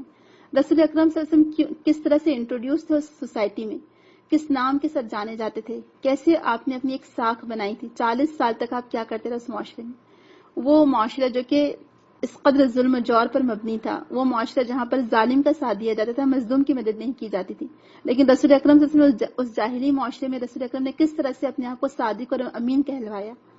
آپ کی وہ کیا خوبیاں تھیں جس کی وجہ سے جیسے ہی آپ نے جب دعوت دین کا کام شروع کیا تو ایک بڑا کا بڑا، یعنی جب میں غفیر دراصل دیکھا جائے تو زیادہ لوگ آپ کے حامی ہو گئے، آپ کی گرویدہ ہو گئے اور آپ کی دعوت پر انہوں نے لبیک کہا بغیر کوئی بات کیے، سوچے سمجھے بغیر، الحمدللہ۔ تو پہلے گراؤنڈ تیار کرنا پڑتا ہے، پہلے اپنے اخلاق کو ویسا بنانا پڑتا ہے، تب کہیں جا کر اثر ہوتا ہے، قربانی دینی پڑے گی۔ جیسے جب آپ بس میں سفر کرتے ہیں، آپ نے دیکھو گے کہ بہت ساری خود بوڑھی عورتیں، کئی دفعہ اتفاق ہوا ایسا کہ خود جو نان مسلمس ہوتے ہیں ان کے جو بہت سارے جینٹس ہیں وہ بیٹھے ہیں اور بوڑھی نان مسلم عورتیں کھڑی ہوئی ہیں۔ اب اگر آ کر ایک مسلمان شخص جگہ دے دیتا ہے تو آپ بتائیں کہ کیا اثر پڑے گا۔ بعض اوقات ایسا ہوتا ہے کہ بوڑھے مرد اور بوڑھی، جیسے ماں باپ کہیں آتے ہیں باہر کنٹری، کسی کنٹری میں اپنے بچوں کے پاس، جب وہ واپس جاتے ہیں تو اکیلے ہوتے ہیں اکثر، تو وہ دونوں بوڑھا بوڑھی ہیں۔ اب اگر آپ اٹھ کر اپنی جگہ دے دیے ان کو تو آپ دیکھیں کتنا ان کے اوپر اثر پڑے گا۔ وہ کبھی نہ کبھی تو سوچیں گے ضرور، ان کا ضمیر ان کو کہیں نہ کہیں مجبور کرے گا سوچنے پر کہ مسلمانوں کے اخلاق ایسے ہوتے ہیں، یعنی جب انہوں نے ڈیلنگ کی تو ان کے اخلاق ایسے تھے، تو کیوں نہ پھر آپ کی جب وہ دعوت آپ ان کو دعوت دیں گے تو وہ کیوں نہ آپ کی دعوت قبول کریں گے۔ تو پہلے ایسے اخلاق پیدا کرنے کی ضرورت ہے۔ پھر اسی طرح سے رسول اکرم اس طرح کی احادیث ان کے سامنے بیان کرتے جو صحابہ کرام کو یاد ہوتی چلی گئی اور ان کے عمل میں ڈھلتی چلی گئی، الحمدللہ۔ اور آپ دیکھیں کہ جو حسن اخلاق ہے اصل میں پوری زندگی پر محیط ہے۔ دیکھا جائے تو جو حسن اخلاق ہے یہی تو عبادت ہے۔ تو خود آپ وسلم کا اخلاق سب سے بلند تھا، لہٰذا صحابہ کرام کا بھی اخلاق ویسا ہی بنتا چلا گیا۔ اور پھر سب سے بڑھ کر کہ جہاں پر آپ کو ذرا لگے کہ کوئی بحث و مباحثے پر اتر آئے، جو آپ کے ساتھ بدتمیزی کرے، تو اس کو اینٹ کا جواب پتھر سے نہ دیں۔ آپ دیکھیں آپ جب بحث و مباحثہ کریں گے آپ انا کو جگا دیں گے، لیکن آپ خاموش ہو جائیں گے تو ہو سکتا ہے سامنے والا غور کرنے پر مجبور ہو جائے۔ تو کبھی بھی بحث و مباحثے میں نہ الجھیں کہ فالتو عقل مجھ میں تھی، مذہبی بحث میں نے کی ہی نہیں، فالتو عقل مجھ میں تھی ہی نہیں، تو بس اس پر عمل کریں۔ تو بہرحال جب ایمان دل میں راسخ ہو جاتا ہے تو عمل میں تبدیلی آتی چلی جاتی ہے، انسان کا رویہ اس قدر خوبصورت بنتا چلا جاتا ہے کہ دیکھنے اور سننے والے اس کے گرویدہ ہوتے چلے جاتے ہیں۔ تو صحابہ کی گفتگو میں سچائی ہوا کرتی، وعدوں کی پاسداری ہوتی، صبر سے کام لیتے، مظلوم کی مدد کرتے، چھوٹوں پر رحم اور شفقت سے پیش آتے، بڑوں کا احترام کرتے تھے۔ آج تو ہم خود اپنے مسلمان ہی بڑوں کا ادب اور احترام نہیں کریں۔ آج ہمارے گھروں کو بھی یہی تعلیم و تربیت دینے کی ضرورت ہے، اپنے بچوں کو، اپنے آس پڑوس والوں کو، کہ اپنے گھروں میں جو رہنے والے بزرگ ہیں ان کا ادب اور احترام کیا جائے، والدین کی خدمت کی جائے، بڑوں کے ساتھ احترام سے پیش آیا جائے۔ جو رسول اکرم نے فرمایا تھا نا کہ من لا یرحم صغیرنا ولا یوقر کبیرنا لیس منا، کہ جو ہمارے بڑوں کا احترام نہ کرے اور ہمارے چھوٹوں سے شفقت سے پیش نہ آئے وہ ہم میں سے نہیں ہے، وہ ہم میں سے کیسے ہو سکتا ہے۔ تو بہرحال صحابہ کرام ہر وقت اللہ تعالیٰ کو راضی کرنے کی کوشش میں لگے رہتے، اجر و ثواب حاصل کرنے کی ان کو فکر ہوتی تھی زیادہ سے زیادہ۔ اور اس میں وہ یہ 3 سال کا عرصہ گزر گیا، یعنی 3 سال جو خفیہ دعوت و تبلیغ تھی، جس میں رسول اکرم نے صرف بنیادوں کو مضبوط کرنے کا کام کیا۔ آپ دیکھیں جتنی بنیادیں مضبوط ہوتی ہیں، آپ نے دیکھا ہوگا نا آج کل جو بلڈنگز بنتی ہیں صرف کالمز کھڑے کیے جاتے ہیں اور وہ کالمز میں لوہا اور سیمنٹ ڈالا جاتا ہے، ادروائز تو وہاں پر صرف بعض اوقات ریڈی میڈ برکس لا کر لگا دیے جاتے ہیں یا ریڈی میڈ دیواریں لا کر لگا دی جاتی ہیں۔ اصل ضرورت کس بات کی ہے کہ جو فاؤنڈیشن ہے، جو بنیاد ہے وہ مضبوط کی جائے۔ جتنی مضبوط بنیاد ہوگی عمارت اتنی ہی زیادہ مضبوط اور بہت دنوں تک کھڑی رہے گی۔ جتنی بنیادیں کھوکھلی ہوں گی وہ عمارت اتنی ہی جلد منہدم ہو جائے گی، گر جائے گی۔ تو آج ہم کو اپنے آپ کی تربیت اس نہج پر کرنی ہے کہ ہم کو اپنی بنیادوں کو مضبوط کرنا ہے، اپنے ہماری جو فاؤنڈیشن ہے، جو ہماری بنیاد ہے، اس کے اندر ایمان کو بھر دینا ہے تاکہ اس کا اثر زیادہ دیر تک قائم رہے۔ اور سب سے بڑھ کر اچھا اخلاق، یعنی اخلاق کا جو وسیع مفہوم ہے اس کو ہم سمجھیں۔ تو مسلمان کی زندگی کا کوئی گوشہ ایسا نہیں جس میں اسلام نے اس کی رہنمائی نہ کی ہو۔ اللہ تعالیٰ نے جو سزائیں ایون مقرر کی ہیں، آپ دیکھیں اس میں بھی کتنی حکمت ہے کہ ایون مال کی حفاظت کے لیے آپ دیکھیں چوری کی سزا رکھی گئی، عقل کی حفاظت کے لیے یعنی جو ضروریات خمسہ آتا ہے اس کے لیے بار بار قرآن کی آیتوں میں تذکرہ کیا گیا، تقوی کو اختیار کرنے کی تعلیم دی گئی۔ عقل کی حفاظت کے لیے شراب کی سزا رکھی گئی، جو شراب نوشی کرتا ہے کیونکہ شراب کیا کرتی ہے، عقل کو ڈھانک لیتی ہے۔ اسی طرح سے مال کی حفاظت کے لیے، خاندان اور نسب کی حفاظت کے لیے زنا کی سزا رکھی گئی۔ تو ایک طرح سے جو سزائیں بھی ہیں اسلام میں وہ بھی دراصل ہمارے فائدے کے لیے ہیں۔ پھر قرآن میں قصوں سے تربیت کی گئی صحابہ کرام کی، جو قصے آئے ہیں قرآن میں وہ ہم دھیرے دھیرے لیتے رہیں گے آگے چل کر جب مدنی دور آئے گا انشاءاللہ تب بھی۔ تو لہٰذا کوئی شعبہ، کوئی دروازہ ایسا چھوڑا نہیں گیا جہاں پر اسلام تربیت نہ کرتا ہو۔ تو خیالات کو، تصورات کو، قوت حافظہ کو، ہر چیز کو الحمدللہ ایک صحیح رخ دیا گیا۔ علم کا شوق دلایا گیا صحابہ کرام کو، اسی لیے آپ دیکھیں کہ وہ قرآنی آیتیں نازل ہوتے سے یاد کر لیا کرتے تھے. صحابہ کرام کو انبیاء کے واقعات قرآن میں بتائے گئے، اور آج بھی ہماری تربیت اسی سے ہو سکتی ہے کہ ایک معاشرے کو ہم کیسے مضبوط اور خوبصورت بنا سکتے ہیں. تو بہرحال یہ جو ہراول دستہ تھا اس میں بہت سی عورتیں بھی شامل تھیں، اور ہمیشہ دیکھیں کہ کبھی عورتیں پیچھے نہیں رہیں. ہر دور میں عورتوں نے، خواتین نے بہت کام کیا ماشاءاللہ، اور وہ ہر قربانی دینے میں آگے پیش رہیں.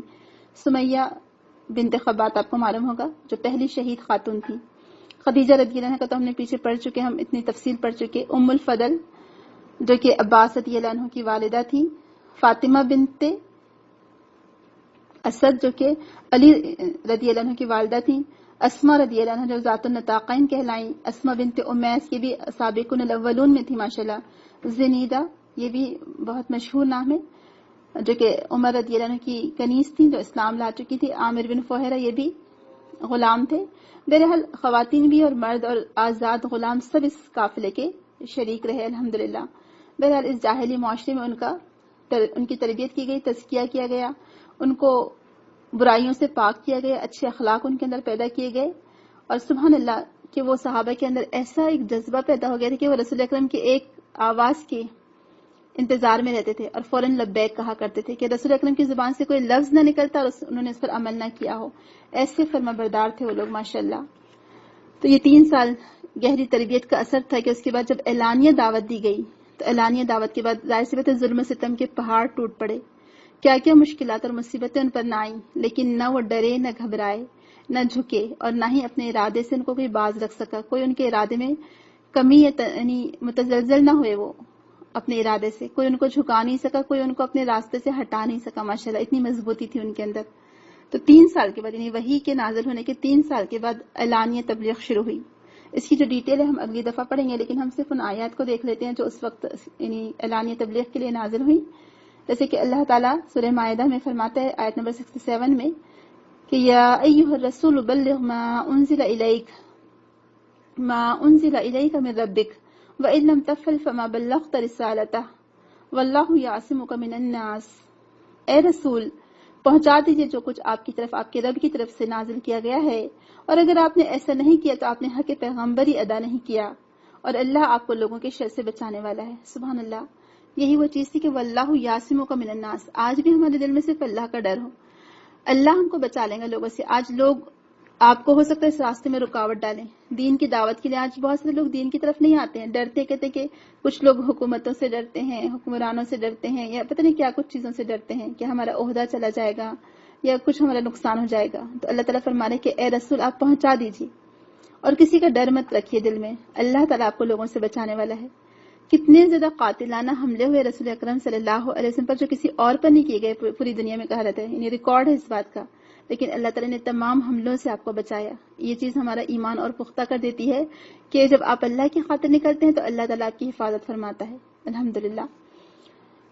تو تربیت کے بعد پھر جو اعلانیہ تبلیغ کا حکم دیا گیا اور اعلانیہ دعوت کا وقت آ پہنچا تھا، اسی لیے اللہ تعالیٰ نے سورہ شعراء میں فرمایا آیت نمبر 214، 15، 16 میں کہ وَأَنذِرْ عَشِيرَتَكَ الْأَقْرَبِينَ وَاخْفِضْ جَنَاحَكَ لِمَنِ اتَّبَعَكَ مِنَ الْمُؤْمِنِينَ فَإِنْ عَصَوْكَ فَقُلْ إِنِّي بَرِيءٌ مِّمَّا تَعْمَلُونَ.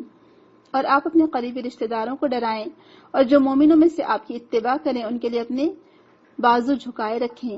پھر اگر وہ آپ کی نافرمانی کریں تو کہہ دیجئے بلا شبہ تم جو کچھ کر رہے ہو میں اس سے بری ہوں. سبحان اللہ.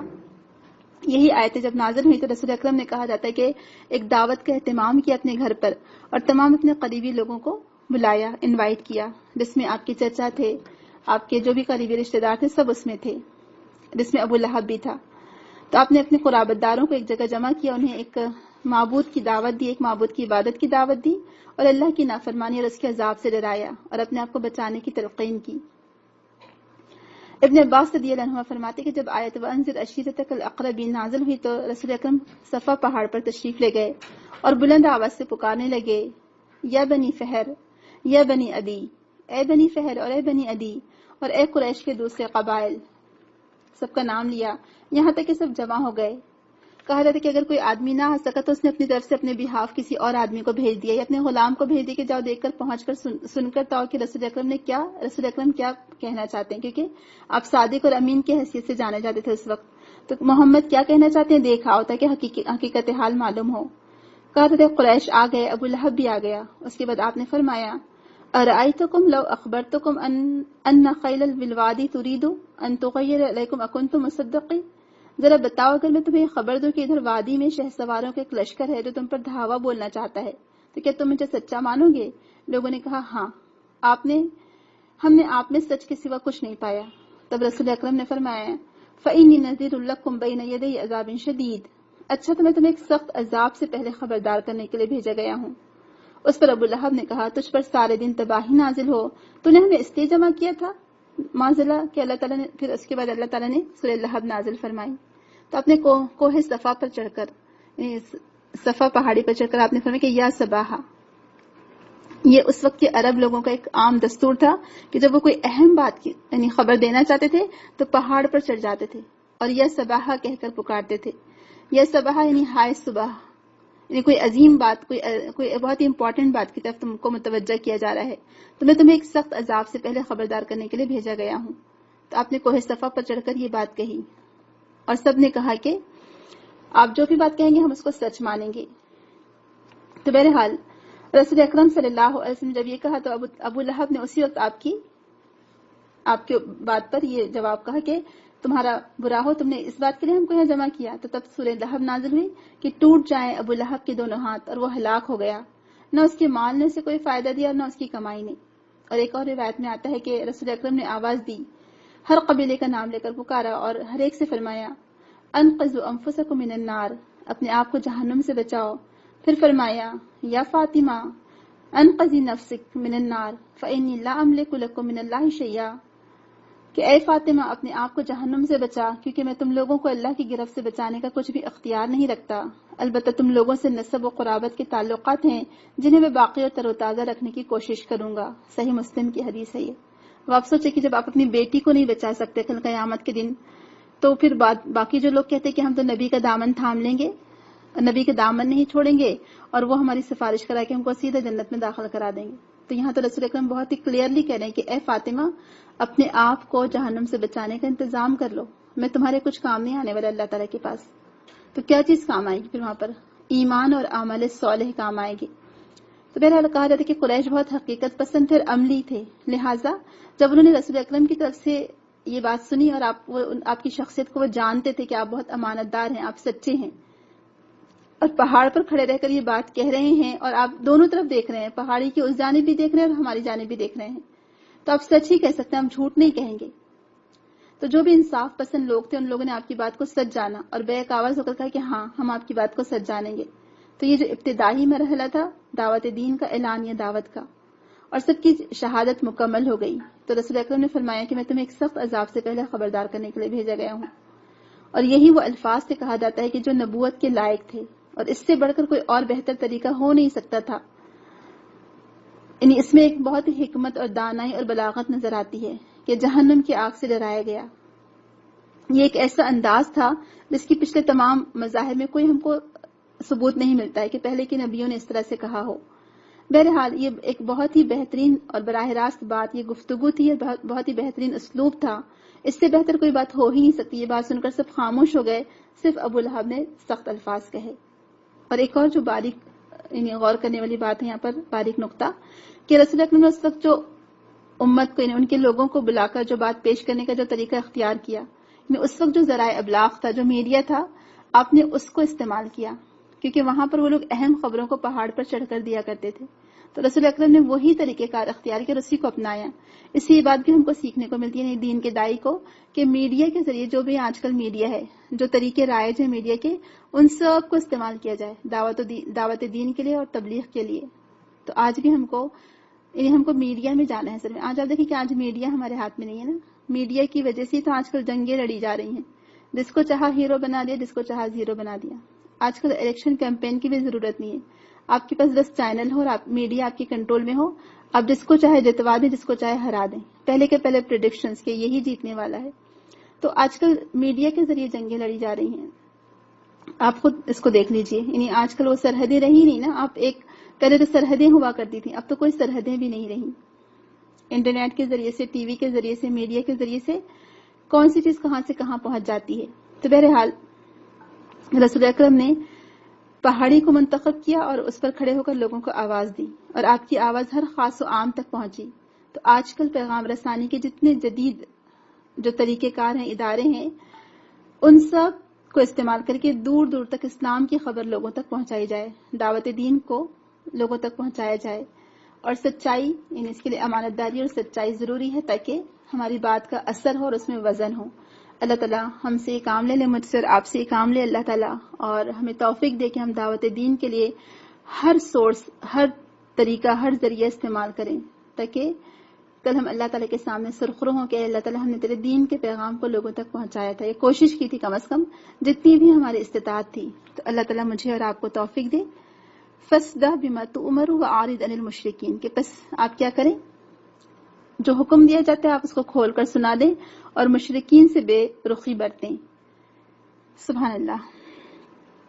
تو ہم کو بھی میڈیا کی جو تمام آج ذرائع ہیں اس کو استعمال کریں، بلکہ ہم کو اپنے بچوں کو لکھنے کی بھی ترغیب دینا چاہیے کہ اگر اچھے اچھے جو مشہور اخبارات ہیں اس میں آرٹیکلز لکھیں، یا جو بھی طریقہ کار ہو سکتا ہے ہر طریقے کو اپنائیں جس کے ذریعے سے ہم لوگوں تک یہ دین کا پیغام پہنچا سکتے ہوں یا پہنچانے والے بنے، یا ہم وہ سورسز اور ذرائع استعمال کریں جس کام میں ہمارے مددگار ثابت ہو سکتے ہیں۔